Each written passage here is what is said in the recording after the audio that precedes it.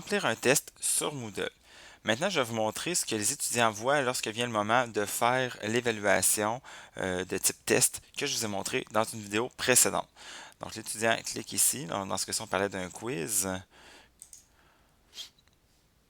On lui indique qu'il y a une tentative qui est autorisée, que le test est ouvert depuis vendredi, il se ferme vendredi et qu'on a 45 minutes pour faire le test.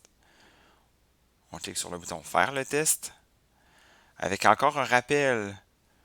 Comme ça, les étudiants n'ont pas d'excuse de dire j'avais pas vu, j'avais pas compris. On leur a martelé les informations. Donc, voulez-vous commencer? Une fois qu'on commence, on ne pourra pas revenir en arrière. Donc, c'est cette tentative-là qui va compter pour les résultats. Alors, première question. Un graphiste va maîtriser le logiciel Photoshop. On va dire vrai. Page suivante. Donc, on voit que cette question-là compte pour un point. On voit dans la navigation du test que le test comporte 3 questions. On voit aussi qu'il nous reste 44 minutes pour faire le test. Quel est le mode de couleur adapté? Donc, je vais choisir ici le RVB. Je continue.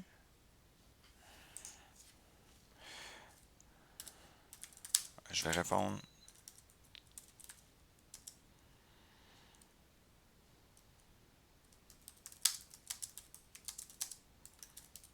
Par exemple, on y va comme ça.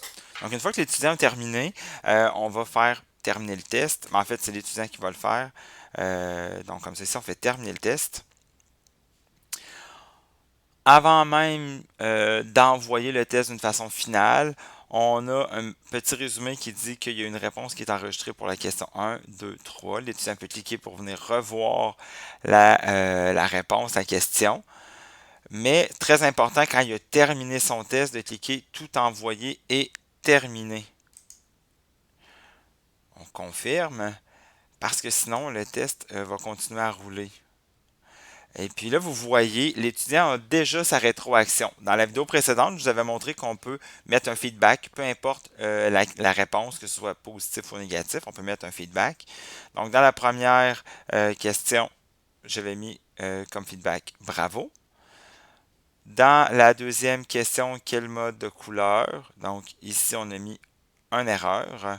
Le feedback que j'ai mis, c'est ce mode de couleur est dédié aux écrans et non à l'impression. Donc, on a tout de suite une perte de points, puis on a tout de suite la bonne réponse. Donc, l'étudiant, quand il a terminé de faire son test, quand vous l'avez bien programmé, bien organisé, il y a tout de suite sa rétroaction. Vous pouvez mettre des commentaires, mais il y a aussi tout ce qui est bonne réponse ou mauvaise réponse.